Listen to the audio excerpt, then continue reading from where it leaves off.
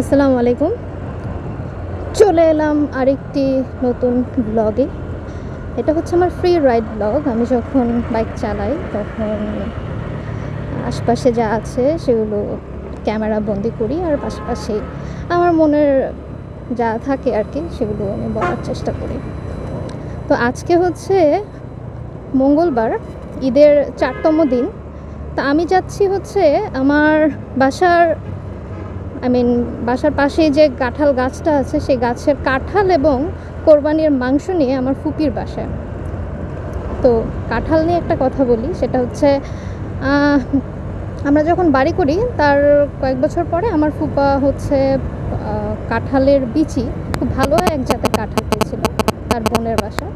তো সেই বীজ সে আমাদের বাসার সাইডে লাগিয়েছিল এবং উনি হচ্ছে মোটামুটি সার দিয়ে, গোবর দিয়ে জিনিসটাকে বড় করে তুলেছে, স্ট্রং করেছে।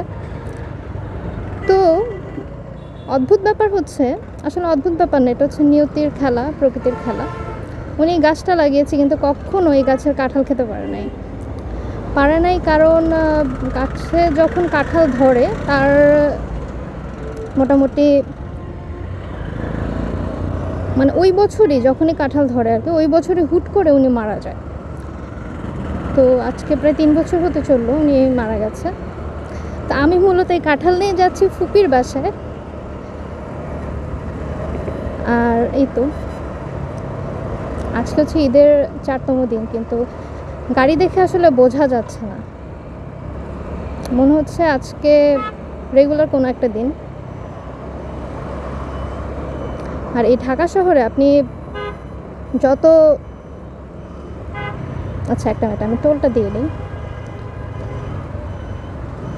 টোল আগে লাস্টে ছিল, এখন হচ্ছে প্রথমেই টোলটা দিয়ে নিতে হয়।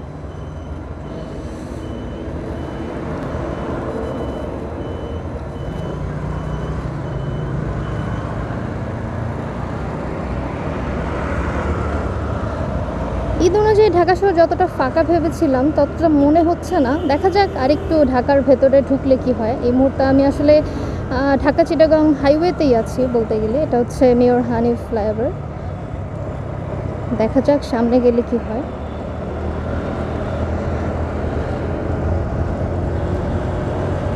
এই হাইওয়েটা হচ্ছে খুব রিস্কি একটা রাস্তা, কারণ আপনি এখানে আসতে চালালে পেছন থেকে যে কোনো গাড়ি এসে আপনাকে লাগিয়ে দিতে পারে। যেহেতু ঢাকার বাইরে থেকে বিভিন্ন বাস আসে, তারা খুব ওভার স্পিডে আসে এবং অনেক সময় দেখা যায় তাদের ব্রেক হয়তো বা কন্ট্রোলেও থাকে না। দেখা যায় আপনি হুট করে এদিক ওদিক করলেন, লেন চেঞ্জ করলেন, হুটহাট ব্রেক করলেন বা হুটহাট আপনি আপনার গাড়ির গতি কমিয়ে দিলেন, দেখা যাবে এটা একটা বড় ধরনের অ্যাক্সিডেন্ট হয়ে যেতে পারে।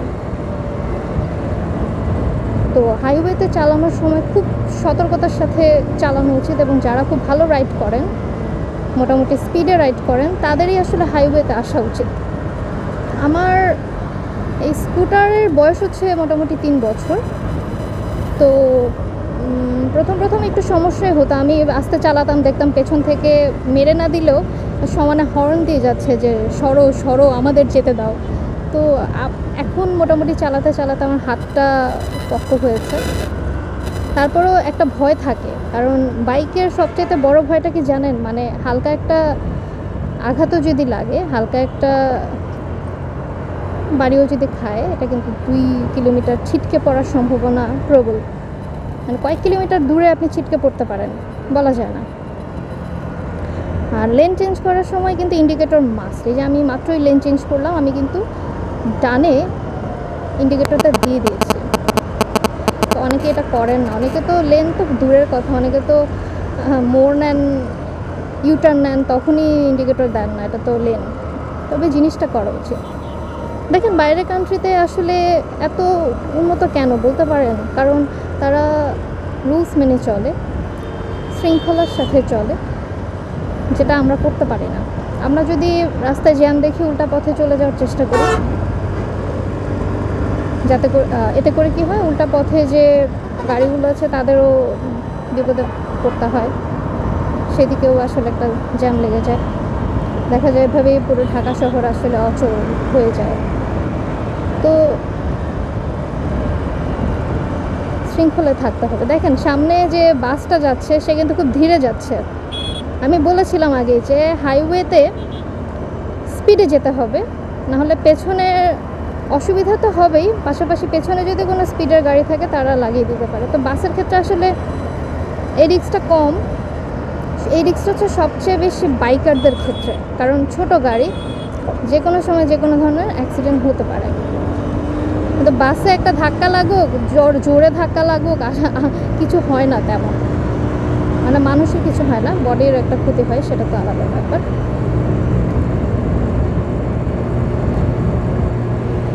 আমি আজকে বাসা থেকে ঠিক করে এসেছি আমি আমার বাইক নিয়ে কিছু কথা বলবো, কারণ আমি 3 বছর ধরে এই বাইকটা চালাচ্ছি, কিন্তু আমি কখনো এটার গুণগান করতে পারিনি। অনেকে হয়তো ভাববেন যে টিভিএসের কোনো মার্কেটিং করছি কিনা, আসলে তা না। আমি যখন বাইক কিনবো শুরু থেকে আমার একটা স্বভাব আছে, সেটা হচ্ছে আমি যখন কোনো কিছু কিনি অনেক কিছু মানে চেক করি, অনেক রিভিউ চেক করি। ইভেন আমি ফোন কিনেছিলাম সেটারও প্রায় 2-3 মাসে আমি রিভিউ দেখতাম, যে ইভেন কম্প্যারিজন করে দেখতাম কোনটা কেমন। তো বাইকের ক্ষেত্রেও তাই, আমি বিভিন্ন ভিডিও দেখেছি, কম্প্যারিজন করেছি, এবং আমি দেখতাম কি, আমি যখন বাইক চালানোর চিন্তা করেছিলাম ওই সময়টায় যাদেরকেই দেখতাম ম্যাক্সিমাম দেখতাম হচ্ছে যারা স্কুটি চালাতো, মেনলি দেখতাম হচ্ছে টিভিএস উইগো চালাচ্ছে ম্যাক্সিমাম। আমি দেখতাম এই উইগোটা কিন্তু আজকের উইগো না, এটা কিন্তু মডেলটা হচ্ছে আপনার, আমি যদিও 22-এর মডেল কিনেছি, কিন্তু এটা হচ্ছে প্রায় কত 10-12 বছর আগে বা তারও আগে হয়তো বা বাংলাদেশে লঞ্চ, ইন্ডিয়াতে লঞ্চ করেছে। তো তখন থেকে কিন্তু বাংলাদেশে এই গাড়িটা মোটামুটি আস্তে ধীরে আসা শুরু করেছে এবং মানুষের কাছে পপুলার হতে শুরু করেছে। এটার সবচেয়ে মজার ব্যাপার হচ্ছে এটাতে বডি ব্যালেন্স টেকনোলজি আছে। মানে হয় না অন্যান্য যে স্কুটারগুলো থাকে তাদের ইঞ্জিন থাকে এক পাশে হেলে যায়, মানে বডির ইয়ার কারণেই হচ্ছে এক পাশে হেলে থাকে সবসময়, হ্যাঁ। কিন্তু এই উইগোর ব্যাপারটা হচ্ছে এটা আপনার মাঝখানে ইঞ্জিন, সো বডির বুঝতে পারছেন বডির ব্যালেন্সটা কতটা ভালো। তো এটাই হচ্ছে এই বাইকের মূল বিশেষত্ব। কিন্তু আমাকে যদি প্রশ্ন করেন আমি কেন এটা চুজ করেছি, আমি ওই যে বললাম আমি অনেক ধরনের বাইকের রিভিউ দেখেছি, অনেক কিছু দেখেছি। বাংলাদেশে মূলত স্কুটারের সংখ্যা কিন্তু কম। যেমন প্রথমে আমার পছন্দের তালিকায় ছিল হচ্ছে ইয়ামাহা, হ্যাঁ, যদিও ওটা বডি ব্যালেন্স না, বাট এফআই ইঞ্জিন, যেটা আপনার মানে তেল কম লাগে। এরপর যদি আমি চিন্তা করি টিভিএস জুপিটার, তো আমি যে বললাম বাংলাদেশে স্কুটারের সংখ্যা খুব কম, বাইকের সংখ্যা বেশি। তো যেটা হয়েছে জুপিটার যেটা আমার চয়েস হয়েছিল, জুপিটারটা বাংলাদেশে অ্যাভেলেবেল ছিল না। আর আরেকটা চয়েস হয়েছিল সেটা হচ্ছে এফআই ইঞ্জিনের, বললাম ইয়ামাহা, কিন্তু সেটার দাম তো প্রায় 2.5 লাখ টাকার উপরে। তো সেটা তো আসলে এফোর্ড করা সম্ভব না। তো সব দিক বিবেচনা করে আমি দেখলাম আমার এই বাইকটা যখন আমি কিনি তখন ছিল মোটামুটি সব কিছু মিলে 1.64 মতো পড়েছিল। তো মোটামুটি রিজনেবলই ছিল বলা যায়। সেটা আমি আমার মোটামুটি, তখন আমার চাকরি ছিল না, আমি টিউশনি করতাম, করোনার সময় ছিল, 4টা টিউশনি করতাম, মাসে আপনার 16,000 টাকার মতো আসতো। মানে করোনার সময় যেহেতু আমরা ঘরেই আছি, পড়াচ্ছি, কিন্তু আমার খরচ নেই, কারণ আমি ঘুরতে যাচ্ছি না, খেতে যাচ্ছি না। তো তখন আমার হিউজ অ্যামাউন্ট জমেছিল, প্রায় 1.5 বছর আমি পড়িয়েছিলাম, 1.5 বছরে আমার অনেক টাকা জমেছিল। তো সেই টাকাটা দিয়ে পরে আমি বাইকটা কিনেছি। তো যেটা বলছিলাম, আমাকে যদি প্রশ্ন করে কেন আমি এই বাইকটা চুজ করেছি, তার একটা মাত্র কারণ হচ্ছে মেটাল বডি। আমি মোটামুটি আর কোনো বাইকে এরকম মেটাল বডি দেখিনি। আর আপনারা যদি ফাইবারের বডি সমৃদ্ধ কোনো বাইক কেনেন, আল্লাহ না করুক কোনো অ্যাক্সিডেন্ট হলে আপনার বাইকের বডি কিন্তু মোটামুটি দুমড়ে মুচড়ে যাওয়ার সম্ভাবনা থাকে। কিন্তু মেটালের ক্ষেত্রে যেটা হয় সেটা হচ্ছে সামান্য ডেন্ট পড়বে, সামান্য আবার গুরুতর, কিন্তু ডেন্ট পড়বে। এই বডিটাকে আপনি চালিয়ে নিতে পারবেন। কিন্তু ফাইবারের ক্ষেত্রে যেটা হয়, ফাইবার আপনার ভেঙে চুরে যেতে পারে এবং সে পুরো বডিটা আপনাকে আবার কিনতে হবে, এটা এক্সট্রা খরচ দিয়ে। আমার আরেকটা পছন্দ ছিল, সেটা হচ্ছে হিরো প্লেজার।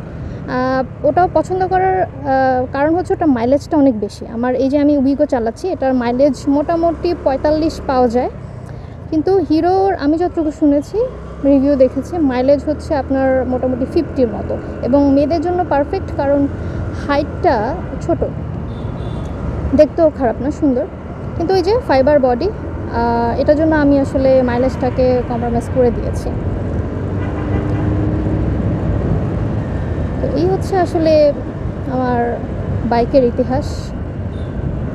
আরও কিছু ইতিহাস আছে। আমি এটা আসলে মেয়েদের জন্য বলছি, আপনারা আসলে কীভাবে, এই যে পুরো রাস্তা খালি, ও আল্লাহ, আমি কি ঢাকায় আছি নাকি ভোর 6টায় বেরিয়েছি, আমি বুঝতে পারছি না। দেখেছেন অবস্থা।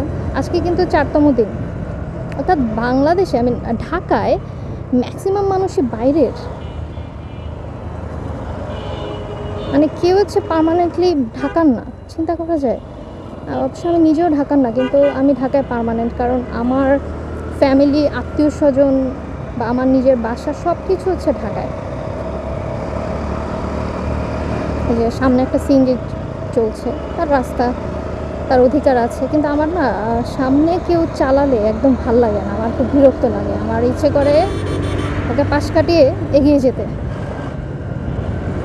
বিরক্ত লাগে আমার সামনে কেউ বাইক চালালে বা গাড়ি চালালে।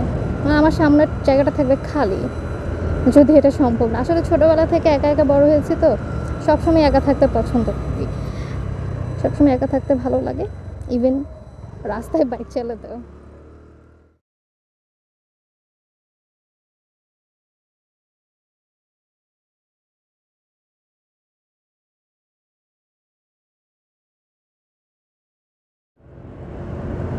এখানে আমের যে দাম, এই দাম দিয়ে আপনি 3-4 কেজি আম কিনতে পারবেন আপনাদের এলাকায়।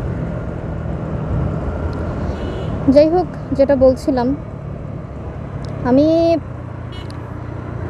আমার বাসা থেকে আসলে বাইক কেনার বা বাইক চালানোর কোনো সাপোর্ট ছিল না, কখনোই ছিল না। আমি ইউনিভার্সিটিতেও পড়েছি অনেক দূর দূরান্তে, তখন আমার একটা বাইকের শখ ছিল যে না, একটা গাড়ি থাকলে, গাড়ি তো আর সম্ভব না, একটা বাইক থাকলে হয়তো বা আমি আসা যাওয়াটা আমার জন্য সহজ হয়। বাসায় অনেক বলতাম, কিন্তু দিত না। এটা আসলে আমি বলবো না যে বাসায় দিত না, এটা বিষয়টা হচ্ছে সবাই বাচ্চা কাচ্চাদের সেফটির কথা চিন্তা করে সব সময়। হ্যাঁ, আপনার বাচ্চা কতটা স্বাচ্ছন্দ্যে চলাফেরা করছে, তার থেকে বেশি হচ্ছে কতটা সুরক্ষিত থাকছে সে রাস্তায়। তো আমার ফ্যামিলি থেকে এটাই চিন্তা করতো। তা আমি কি করলাম, হুট করে আমার আসলে বাইকের ক্রেভিংস উঠে গেছে খাবারের মতোই। তা আমি হঠাৎ করে বাইক কিনে ফেললাম। কেনার পরে যেহেতু আমার টাকা আছে, তখন ইউনিভার্সিটি লাইফে টাকা ছিল না, তো আমি কিনিনি। তখন আমার টাকা হয়েছে, আমি কিনে ফেলেছি। কিনে এখন বাসায় তো আর দেখানো যাচ্ছে না, আমি কী করবো তাহলে? আমি আমার ফ্রেন্ডের বাসায় বাইকটা রাখলাম, এবং এর কিছুদিন আগে হচ্ছে আমি একটা ট্রেনিং নিয়েছিলাম একটা আপুর কাছ থেকে। সে আপু আমাকে কিছুদিন বলতে মোটামুটি 12 দিনের মতো বাইক চালানো শিখিয়েছিল। সে এমনিতে 4000 টাকা নেয়, কিন্তু আমার কাছ থেকে 3500 টাকা নিয়েছিল। তো আমি ঢাকা ইউনিভার্সিটির মাঠের মধ্যে প্রায় বাইক চালিয়ে শিখেছি, মোটামুটি হাতে এসেছে। তারপর আমি হুট করে হঠাৎ করে বাইক কিনে ফেললাম, আমার ফ্রেন্ডের বাসায় রাখলাম, এবং ওর বাসায় গিয়ে প্রায় হচ্ছে সকালবেলা আমি বাইক চালানো শিখতাম রাস্তায়, একদম ভোরবেলা উঠে। আর ও হচ্ছে আমার সাথে সাথে, আমার বান্ধবী আর কি, ও হচ্ছে আমার সাথে সাথে বাইকের আশেপাশে থাকতো আর কি, জাস্ট সাপোর্ট দেয় আর কি। খুব সাপোর্ট করেছে আমার ফ্রেন্ড, আমার বাইক চালানো শেখায়, খুবই সাপোর্ট করেছে। তো ইভেন শুধু ও না, আঙ্কেল আন্টি সবাই আসলে খুব সাপোর্টিভ ছিল। তো এভাবেই আমি আসলে বাইক চালানো শিখেছি। এবং একদিন আমি বাসায় এসে বললাম কি যে আম্মু, অফিস থেকে বাইক চালানো মানে বাইক দিয়েছে, এটা এখন চালাতে হবে। আম্মু বলছে না, কেন অফিস থেকে কেন গাড়ি দিবে? অফিস থেকে তো গাড়ি দিলে চালাবি না, নিবি না? আমি বলছি না, অফিস থেকে যদি এখন বাইক দেয়, এটা যদি না নেয়, বাইক না চালায়, তাহলে চাকরি থাকবে না। তো যেটা হলো, আম্মু মোটামুটি দোনামোনা করে হলো তা চালাতে পারবি, হ্যান ত্যান, তুই রাস্তায় পড়বি, হ্যান ত্যান, এই সেই আস্তে আস্তে চালাবি নিয়েছে। অনেক কিছু জানা মানার পরে রাজি হলো আর কি। তা আমি প্রথম দিন আমার তার আগে থেকে কিন্তু আমি ড্রাইভিং লাইসেন্সের প্লটিং যা আছে সব তো করেই রেখেছি, এবং আমি মোটামুটি ড্রাইভিং লাইসেন্স ততদিনে পেয়েও গেছি। এবং আমি আমার এই বাইক দিয়ে আসলে লাইসেন্সের পরীক্ষা দিতে গিয়েছিলাম, কারণ সব তো বাইক, আমারটা তো স্কুটার, আমি তো বাইক চালাতে পারি না। আমার বোধহয় 1 ঘন্টাও লাগেনি, মিরপুর চলে এসেছি। আর আসতেই রোদ কেমন উবে গেছে, ওয়েদারটা কেমন ভালো হয়ে গেছে। ওই দেখেন রাস্তা পার হচ্ছে, যেদিক দিয়ে গাড়ি আসে তার অপোজিটে তাকিয়ে আছে। কি করবো ওনাদেরকে নিয়ে আমি জানি না, তারপর লাগিয়ে দিলে বলবে আমাকে মেরেছে। আমি অনেকবার আপনাদেরকে বলার চেষ্টা করি যে আপনারা প্লিজ রাস্তা পার হওয়ার সময়, আর এটা তো আসলে ছোটোবেলা থেকে বাবা মা আমাদেরকে শিখিয়ে বড় করেছে, আপনাদেরকে কি শেখায়নি? আমি যখন প্রথম রাস্তায় নামবো, আমি তখন নতুন নতুন স্কুলে ভর্তি হয়েছি। আমি যখন নতুন নতুন রাস্তায় নেমেছি, আমার বাবা আমাকে বারবার করে শিখিয়ে দিয়েছিল যে প্রথমে বামে, আচ্ছা আমার ঠিক মনে নেই, যাই হোক প্রথমে বামে, এরপর ডানে, এরপর আবার বামে তাকিয়ে তারপর রাস্তা পার হতে হবে, এটা হচ্ছে সিস্টেম। কিন্তু এই জিনিসটা আমি কারোর মধ্যে দেখি না। আমি মানুষকে দেখি ওরা একদিক দিয়ে তাকিয়ে আরেক দিক দিয়ে রাস্তা পার হয়। কেন করে ওরা এরকম আমি আসলে সত্যি জানি না। এই যে কার জানি বিয়ে হচ্ছে, কার জীবনটা জানি শেষ হয়ে যাচ্ছে, হোক আমার কি। আমার ফুপির বাসা চলে এসেছে প্রায়, এই যে পল্লবী স্টেশন। আমি এখন বামে যাব, হ্যাঁ বামেই তো, বামে যাব, এবং আমি ইন্ডিকেটর দিয়েছি, পেছনেও তাকিয়েছি, মিররও দেখেছি। এগুলো হচ্ছে বেসিক নিয়ম, এগুলো আপনাদেরকে ফলো করতে হবে। আপনারা যদি এগুলো ফলো না করেন নিজেরা তো বিপদে পড়বেন, পাশাপাশি অন্য মানুষকেও আপনারা বিপদে ফেলবেন। ঠিক আছে, আজকের মতো এখানেই। আমি পরে আমার অ্যাক্সিডেন্টগুলো নিয়ে আলোচনা করবো না অন্য একটা ব্লগে। আজকের মতো এখানেই, টাটা, বাই বাই।